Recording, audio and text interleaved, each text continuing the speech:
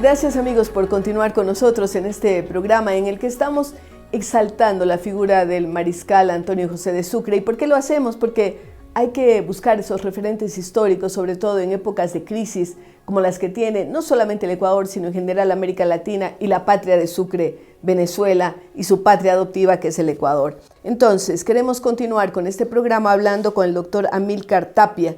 Él es historiador, tiene una maestría y doctorado en antropología cultural, ha sido funcionario público, asesor de varios ministros de Estado y consultor de organismos nacionales e internacionales. Ha sido profesor de la PUCE por 30 años, docente en varias universidades privadas, ha publicado varios libros sobre temas históricos nacionales, ha recibido varias condecoraciones y la verdad pensamos que es una persona idónea para hablar sobre la trascendencia de Sucre. Bienvenido, Amílcar, a este programa. Gracias, doctor. Comencemos con usted. ¿Cómo concibe a Sucre? ¿Cuál es para usted la referencia cuando tendríamos que hablar de Sucre hacia la juventud, hacia las otras personas? Bueno, Sucre es un valor realmente extraordinario, un ejemplo sin equalón de lo que él fue desde muy temprana edad. Es un ejemplo de superación extraordinaria, de una visión formidable, pero con una característica muy especial. Él jamás buscó su acrecentación personal, su beneficio personal, sino más bien siempre pensó en la patria, mucho más aún cuando conoció a Bolívar.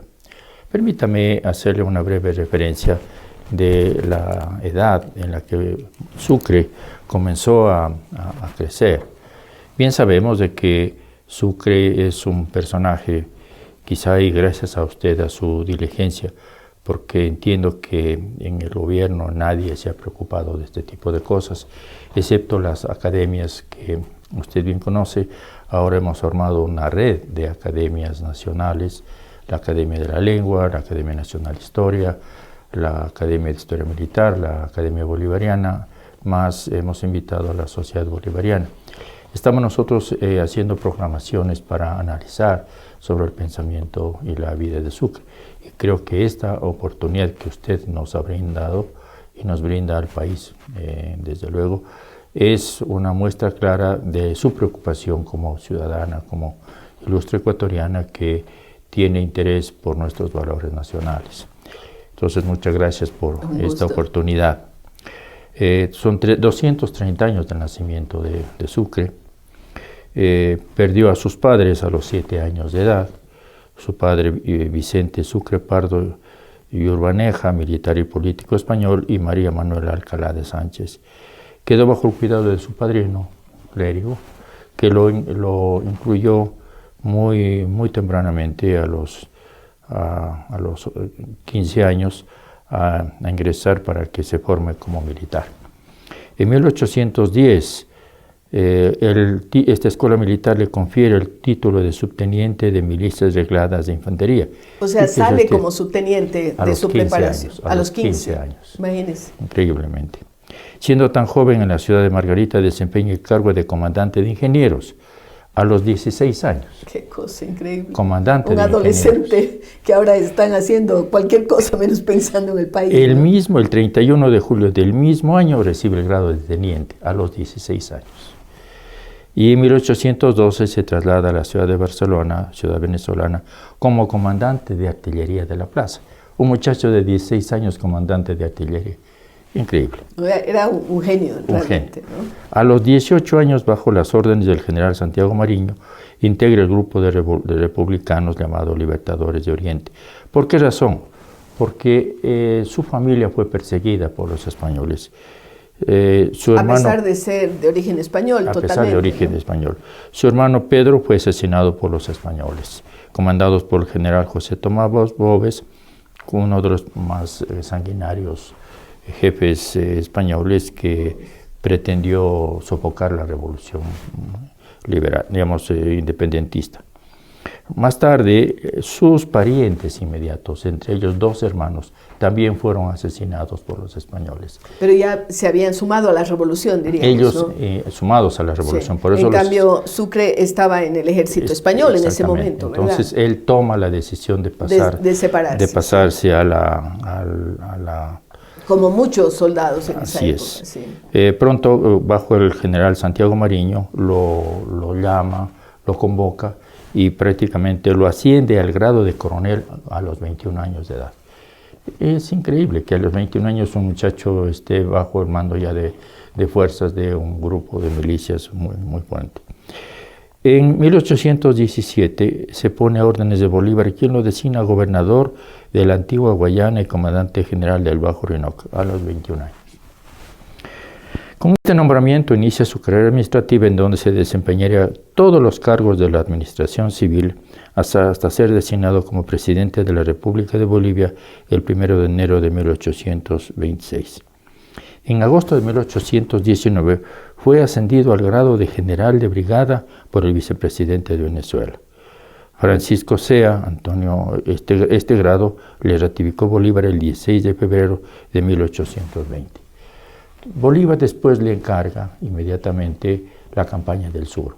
Comienza entonces una tarea vertiginosa, tratando de cumplir las órdenes de Bolívar para la conformación de la Gran Colombia.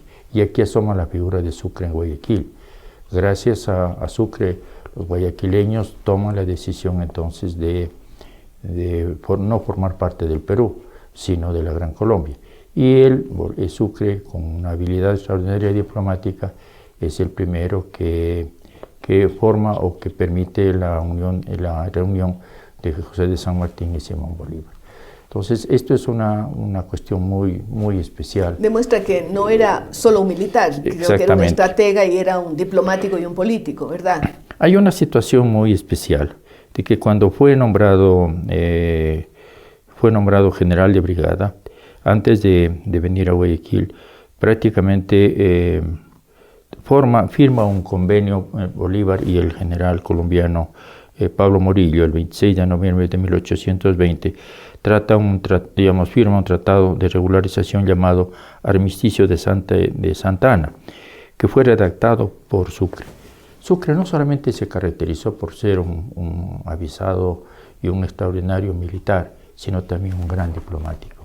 Tal es así que con esta carta firmada entre Bolívar y Morillo, Bolívar le considera como el más bello monumento de la piedad aplicada a la guerra, compromiso que significó la paralización temporal de las luchas entre patriotas y realistas, constituyendo un gran triunfo diplomático para Sucre.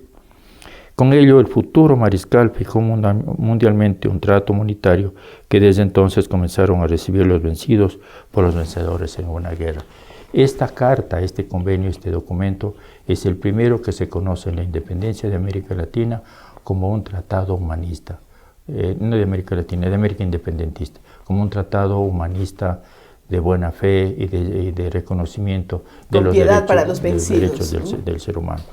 De tal manera que esta situación hace que Sucre se convierta en un líder, no solamente político, repito, sino diplomático, de gran tino, de gran prudencia y un gran estratega para la guerra.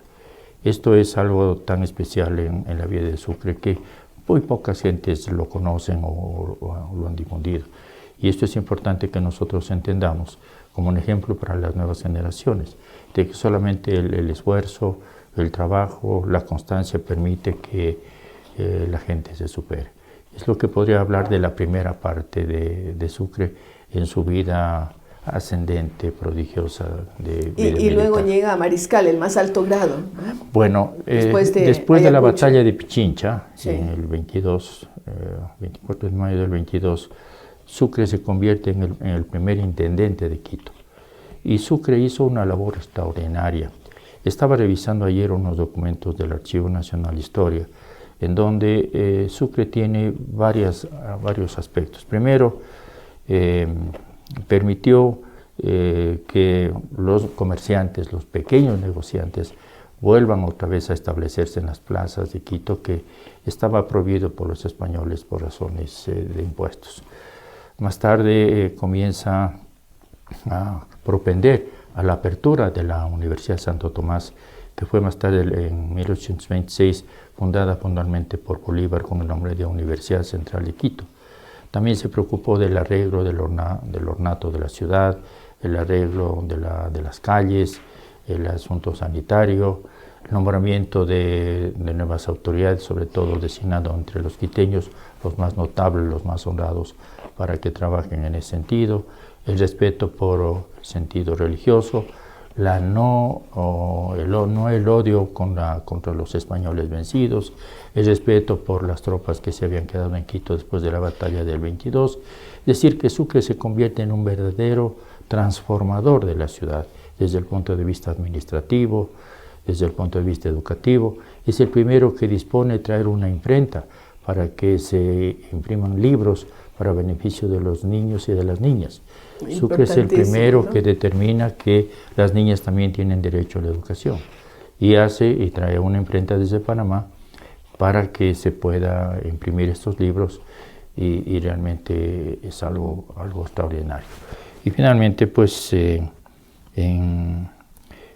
Sucre en el 26 inmediatamente es trasladado al Perú para poder ya comenzar con la guerra de independencia de este país. Y finalmente, pues... y el triunfo de Ayacucho consolida la independencia, ¿no? Con la llegada de Sucre al Perú, pues con Junín primero, con la victoria de Bolívar, y luego con Ayacucho, y allí se lo nombra general, digamos mariscal.